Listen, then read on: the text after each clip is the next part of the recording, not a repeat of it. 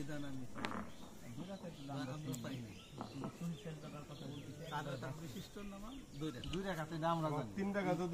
আসসালামু আলাইকুম ওয়া রাহমাতুল্লাহি ওয়া বারাকাতুহু।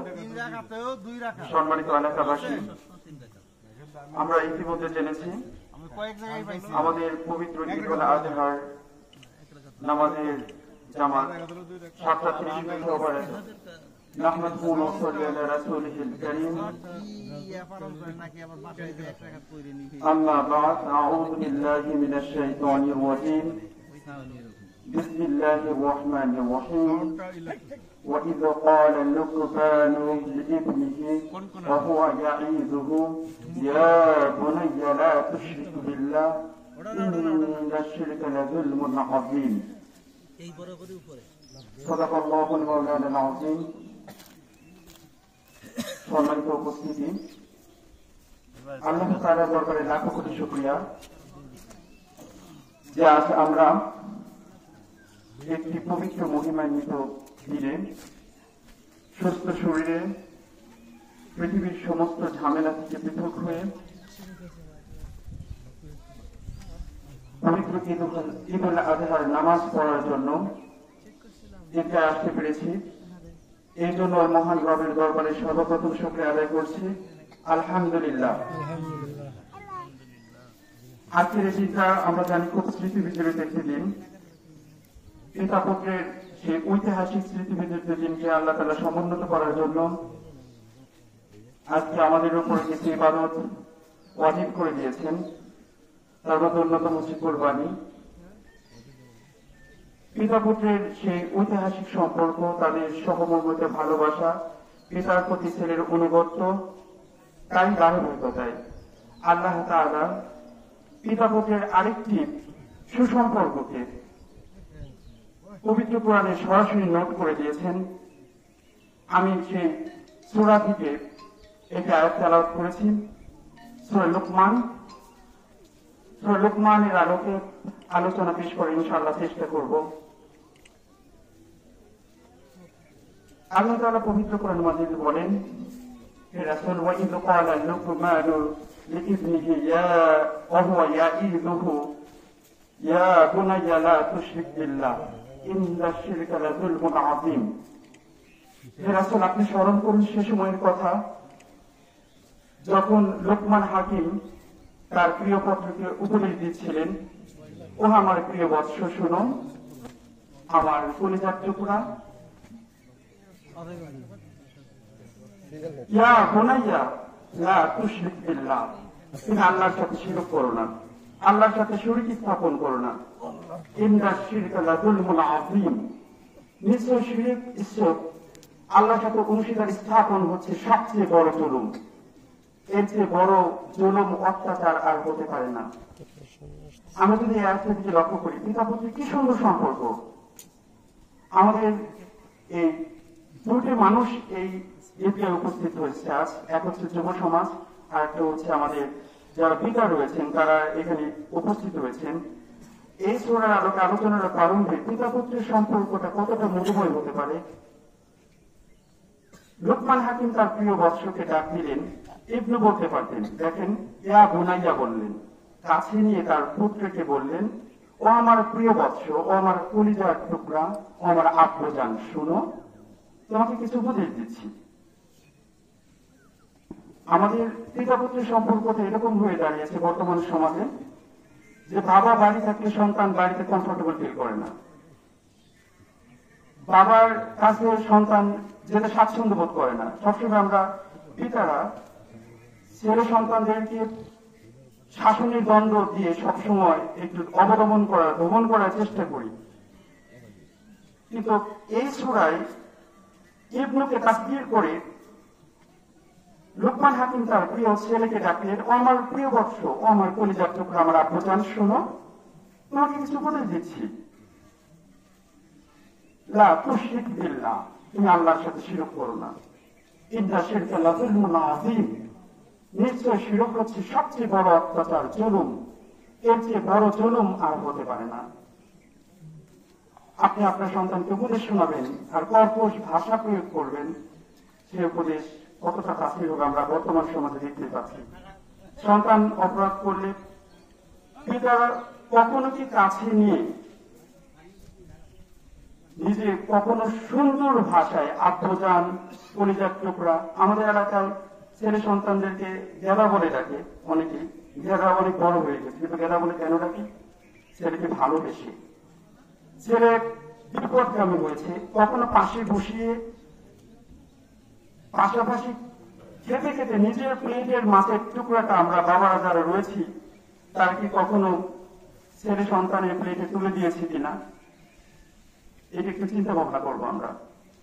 লোকমান হাকিম তার প্রিয় ছেলেকে ইয়া, এখানে হরফে নেতা ব্যবহার করা হয়েছে, সবচেয়ে কাছের মানুষের ক্ষেত্রে ইয়া ব্যবহার করা হয়। খুব কাছে বসিয়ে পিতা তার পুত্রের কানে হাত রেখে বোঝাচ্ছে, লা তুশরিক বিল্লাহ, তুমি আল্লাহর সাথে শিরক করো না, ইন্না শিরকা লাযুলমুন আযীম, নিশ্চয় শিরক বড় সবচেয়ে অত্যাচার, জুলুম। কেন? ইন্নাল্লাহা লা ইয়াগফিরু ওয়া ইউশরাকু বিহি ওয়া ইয়াগফিরু মা দুনা যালিকা লিমান ইয়াশা। আল্লাহ তাআলা পবিত্র কোরআন মাজিদে বলেন, আমি পৃথিবীর সমস্ত গুনাহ ক্ষমা করে দিতে পারি, সবকিছু ক্ষমা করে দেব, তোমার সমস্ত অপরাধ ক্ষমা করব, কিন্তু কেউ যদি শিরক করে, আল্লাহর সাথে শরীক স্থাপন করে, আমি এই গুনাহ কখনোই ক্ষমা করব না। আল্লাহ তাআলা আরেকটা আয়াতে বলে দিলেন, ওয়া ইন্নাহু মাই ইউশরিক বিল্লাহি ফাকাদ হারামা আলাইহিল জান্নাত ওয়া মাওয়াহুন নার। যারা আল্লাহর সাথে শিরক স্থাপন করে, আল্লাহ তাআলা বলেন যে তাদের জন্য আমি জান্নাতকে হারাম করে দেই, নিষিদ্ধ করে দেই, এবং তাদের আশ্রয়স্থল করি হচ্ছে জাহান্নাম। কি সুন্দর উপদেশ দিলেন, এই উপদেশগুলো আমরা শুনবো। তার ছেলেকে বোঝালেন, তুমি আল্লাহর সাথে শিরক করো না, কারণ আল্লাহ শুধুমাত্র নিজের পরিচয় দেওয়ার জন্য, লা ইলাহা ইল্লাল্লাহ, আল্লাহ ছাড়া কোনো ইলাহ নেই, আমি একক, এই পরিচয়টা দেওয়ার জন্য আল্লাহ সপ্ত আকাশ, সপ্ত জমিন, এই বিশ্ব ব্রহ্মাণ্ড সৃষ্টি করেছেন, যুগে যুগে রাসূল পাঠিয়েছেন। সমস্ত রাসূলের একটাই দাওয়াত ছিল, আল্লাহর সাথে কেউ নেই, আল্লাহ একক এবং অদ্বিতীয়। আল্লাহ আরেকটা আয়াতে বলে দিলেন, লাউ কানা ফীহিমা আলিহাতুন ইল্লাল্লাহ লা ফাসাদাতা, আল্লাহ ছাড়া যদি কোনো প্রভু থাকতো, ইলাহ থাকতো, বলছে দুই প্রভুতে ঝগড়া লেগে পৃথিবী ধ্বংস হয়ে যেত, দুই সুপ্রিম পাওয়ার একসাথে থাকতে পারে না। তো আমি একক, আমি সিদ্ধান্ত নই একক ভাবে, আল্লাহর অনুরূপ কিছুই হতে পারে না, রূপে গন্ধে, তার সৌন্দর্যে, তার শক্তিমত্তা, তার সাথে কখনো শিরক স্থাপন হতে পারে না। বলছে, হে প্রিয় বৎস, শোনো, তুমি আল্লাহর সাথে শিরক করো না। নিজের ছেলেকে খুব কাছে দেখে ইয়া হরফে নিদা ব্যবহার করেছেন, এখানে ওলামায়ে কেরাম রয়েছেন, সবচেয়ে কাছের মানুষকে ইয়া হরফে নিদা ব্যবহার করা হয়। ছেলেকে কাছে রেখে, হাতটা পিঠে রেখে, পাশে বসিয়ে উপদেশ দিচ্ছেন। বাবাদের প্রশ্ন করতে চাই, লাস্ট কবে ছেলের সাথে পাশাপাশি বসে একসাথে ভাত খেয়ে নিজের প্লেটের মাছের টুকরাটা ছেলের প্লেটে তুলে দিয়েছেন? ভুল করলে শাসন করতে পারি, কিন্তু কখনো ভুল করলে সেই ছেলেকে কাছে থেকে আদর করে পেটে হাত থেকে কখনো বলেছেন, বাবা এই কাজটি করো না?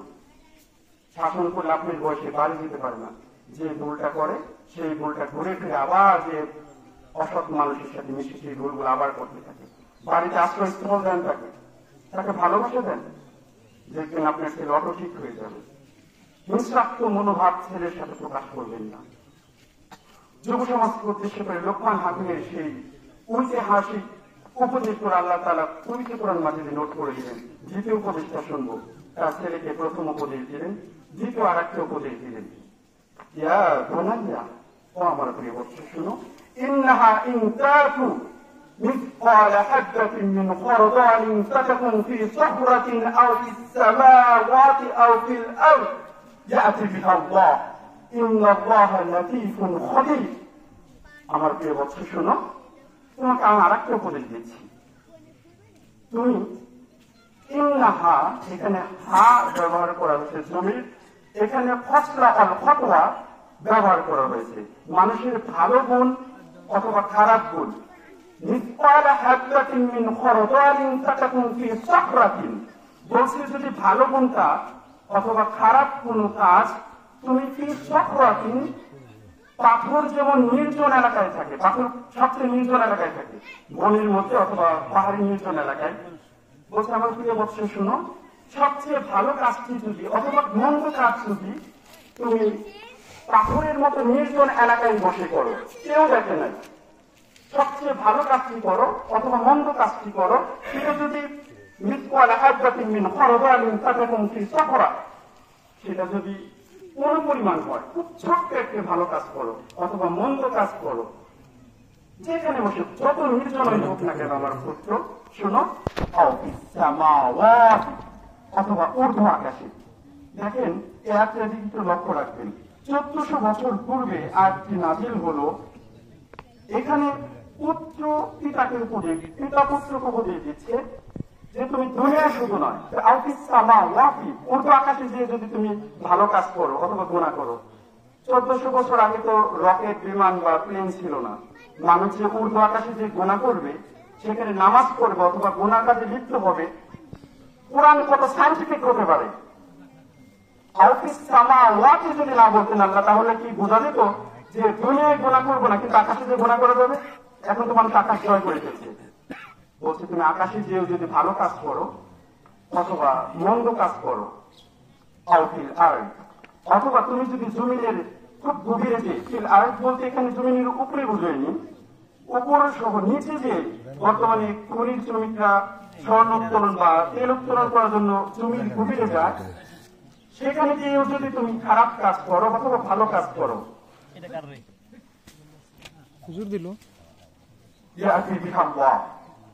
আল্লাহ সেই ভালো মন্দ কাজগুলো তোমার সম্মুখে উপস্থিত করবে, যত ক্ষুদ্র হোক না কেন।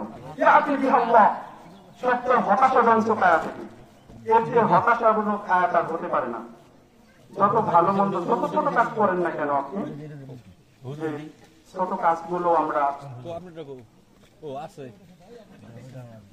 মন্দ হোক ছোট হলে আমরা সেটা করতে দ্বিধাবোধ করি না, আবার ভালো কাজগুলো ছোট হলে ছেড়ে দিচ্ছি করো। অথবা তুমি যদি আকাশে দিয়ে করো, অথবা ভূমির উপর অথবা গভীরে দিয়ে করো, আল্লাহ সেই ভালো কাজটি এবং খারাপ কাজটি তোমার সম্মুখে উপস্থিত করবে। নিশ্চয় আল্লাহ হচ্ছেন সূক্ষ্মদর্শী। তোমার ছোট্ট কাজটা আল্লাহ তাআলা অবলোকন করেন, দেখেন কি ভালো কাজ করেছেন, মন্দ কাজ করেছেন। এর সম্পর্ক হিসেবে আমি উল্লেখ করতে পারি সেই সবচেয়ে আশাব্যঞ্জক এবং হতাশাব্যঞ্জক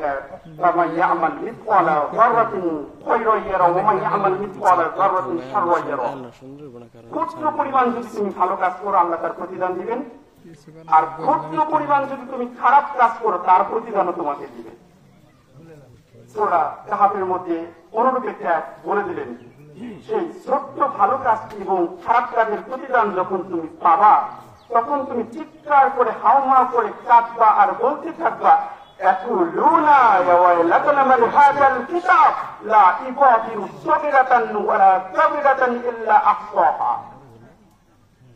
আফসোস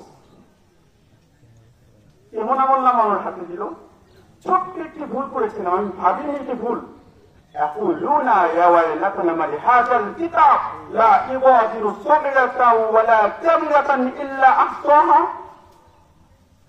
কেমন আমল নাম আমার হাতে দিল, আমার জীবনের ছোট্ট ভুলটি তো রয়েছে, বড় ভুলগুলো আরো স্পষ্ট আকারে আমি দেখতে পাচ্ছি।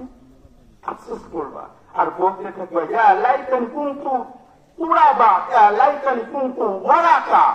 আফসোস আমল নামা হাতে পাওয়ার পূর্বে আমি যদি মাটি হতাম অথবা গাছের পাতা হতাম।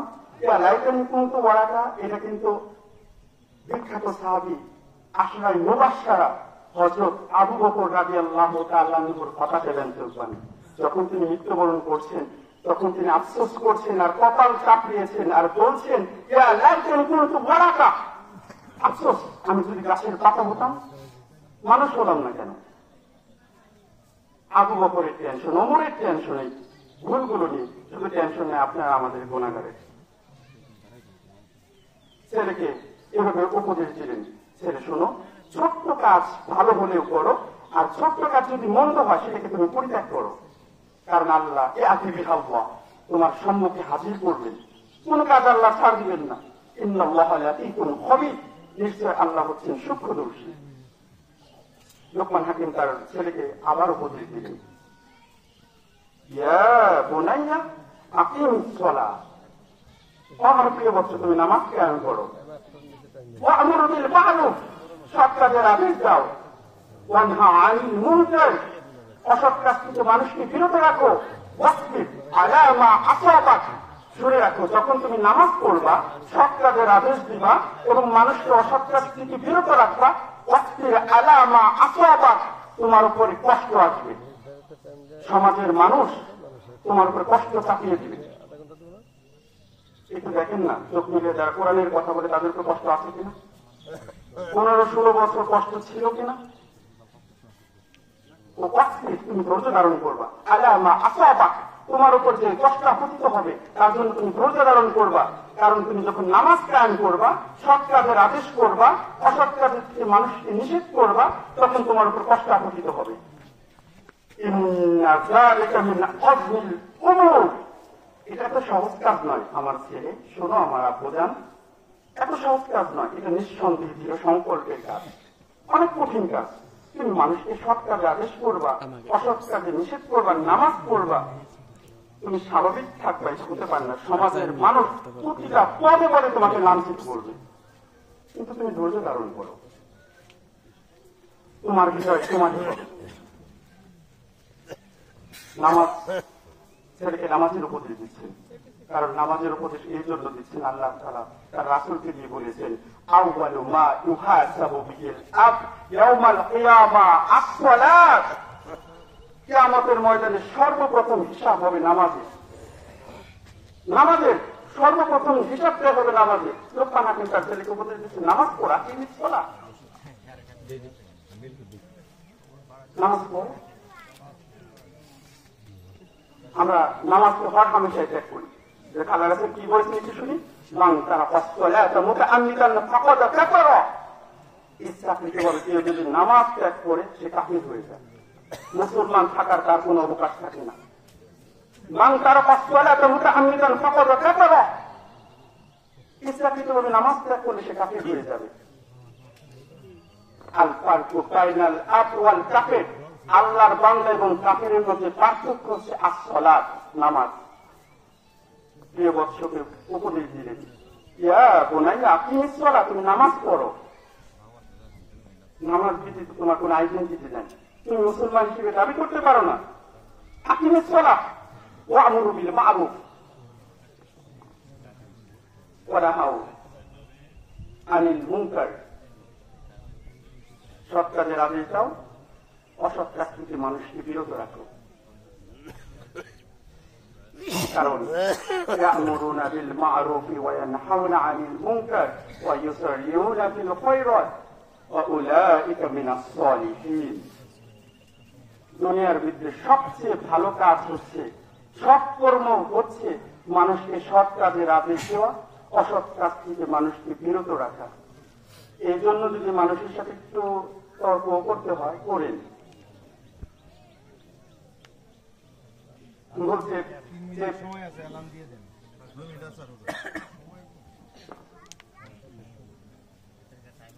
আমরা নামাজ পড়ব এবং আল্লাহর যে হুকুম আহকাম গুলো দিয়েছেন সৎ কাজে আদেশ করব, এবং বিশেষ করে আমাদের ইয়াং জেনারেশন যারা পিতা রয়েছেন, আমাদের ছেলেদের সাথে সুন্দর আচরণ করব।